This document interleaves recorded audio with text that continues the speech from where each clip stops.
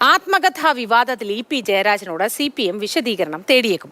ഇ.പിയുടെ വിശദീകരണത്തെ മുഖവിലക്കെടുക്കും എന്ന് M.V. ഗോവിന്ദൻ പറഞ്ഞെങ്കിലും തിരഞ്ഞെടുപ്പിന് ശേഷം വിഷയം പാർട്ടി പരിശോധിക്കുമെന്ന് സൂചന.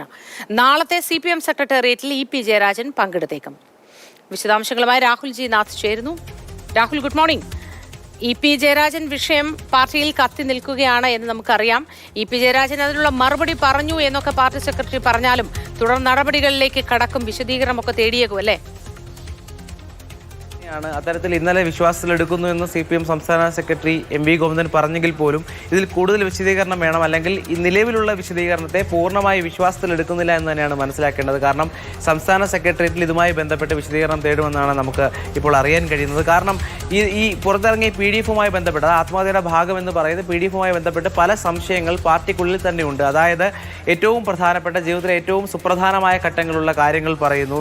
കുട്ടിക്കാലത്തെ സ്കൂൾ ജീവിതം, 1965-ൽ ഇ.പിയുടെ കുടുംബം അനുഭവിച്ച പട്ടിണിയെ പറ്റി പറയുന്നു. വെടിയേറ്റ ശേഷം ചികിത്സിച്ച ഡോക്ടറുടെ പേര് പറയുന്നു. അത്തരത്തിൽ ആത്മകഥാംശമായ പല കാര്യങ്ങളും, സുപ്രധാനമായ പല കാര്യങ്ങളും ഈ പുറത്തിറങ്ങിയ PDF-ലുണ്ട്. അതുമാത്രമല്ല, മുതിർന്ന നേതാക്കളുമായി ഉള്ള ഫോട്ടോകൾ, അത്തരത്തിൽ ഇത്തരം കാര്യങ്ങൾ വരുമ്പോൾ ഇത് ഇ.പി അറിയാതെ എങ്ങനെ ഇത് ആത്മകഥയുടെ ഭാഗമായി വരുന്നു, അല്ലെങ്കിൽ ഈ പുറത്തിറങ്ങിയ PDF-ന്റെ ഭാഗമായി ഇ.പി നൽകാതെ വിവരങ്ങൾ എങ്ങനെ വരുന്നു എന്ന് പാർട്ടിക്കുള്ളിൽ തന്നെ വലിയ ചർച്ചയുണ്ട്. അത് തിരഞ്ഞെടുപ്പിന്റെ ഘട്ടമായതുകൊണ്ട് മാത്രമാണ് ചർച്ചയാകാത്തത് എന്നുള്ള വിലയിരുത്തലും ഇന്നലെ തന്നെ ഉണ്ടായിരുന്നു. അപ്പോൾ അതിൻ്റെ പ്രതിഫലനം തന്നെയാണിത്. കാരണം ഈ നിലവിൽ നൽകിയ വിശദീകരണമല്ല, അതിനപ്പുറത്തേക്ക് ഇ.പിയുടെ ഭാഗത്ത് നേരിട്ട് വിശദീകരണം തേടി അതിൽ വ്യക്തത വരുത്തണമെന്ന് തന്നെയാണ് പാർട്ടി ആഗ്രഹിക്കുന്നത്. അതുകൊണ്ട് സംസ്ഥാന സെക്രട്ടേറിയറ്റിൽ നാളെ നടക്കുന്ന സംസ്ഥാന സെക്രട്ടേറിയറ്റിൽ ഇതുമായി ബന്ധപ്പെട്ട വിശദീകരണം തേടും എന്നാണ് നമ്മൾ മനസ്സിലാക്കുന്നത്. അതുകൂടാതെ ഇപ്പോൾ നിലവിൽ പാലക്കാടേക്ക് ഇ.പി തിരിച്ചിട്ടുണ്ട്. അത് ഈ പുസ്തകത്തിൽ അത്തരത്തിൽ സ്വതന്ത്ര സ്ഥാനാർത്ഥികളെ പാർട്ടി ഈ തിരഞ്ഞെടുപ്പുകളിൽ സ്ഥാനാർത്ഥികളാക്കുമ്പോൾ, ഈ സ്വതന്ത്രരെ സ്ഥാനാർത്ഥികളാക്കുമ്പോൾ അതുണ്ടാക്കുന്ന പ്രത്യാഘാതങ്ങളെക്കുറിച്ചും പറയുന്നുണ്ട്.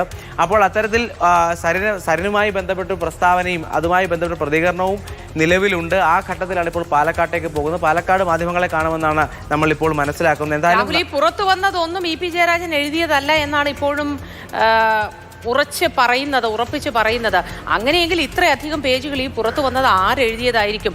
അത്തരത്തിലൊരു പുസ്തകം പുറത്തു വിടുന്നു എന്ന് യാതൊരു രേഖയുടെയും അടിസ്ഥാനമില്ലാതെ DC ബുക്സ് എന്തുകൊണ്ട് പറഞ്ഞു എന്നതൊക്കെ നമ്മൾ കാത്തിരിക്കുന്നതാണ്. DC ബുക്സിന്റെ ഭാഗത്ത് നിന്ന് ഇനിയെങ്കിലും ഒരു വിശദീകരണം വരേണ്ടതുണ്ട് ഇക്കാര്യത്തിൽ, അല്ലേ?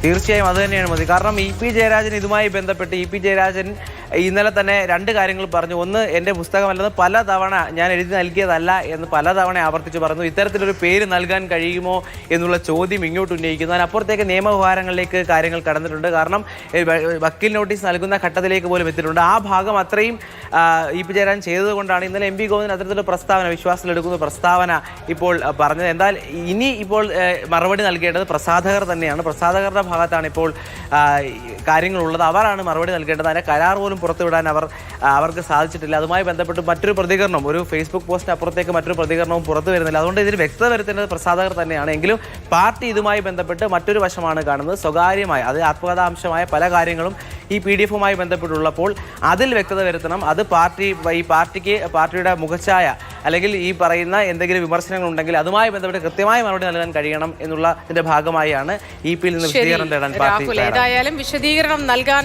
ഇ.പി. ജയരാജൻ ആവട്ടെ.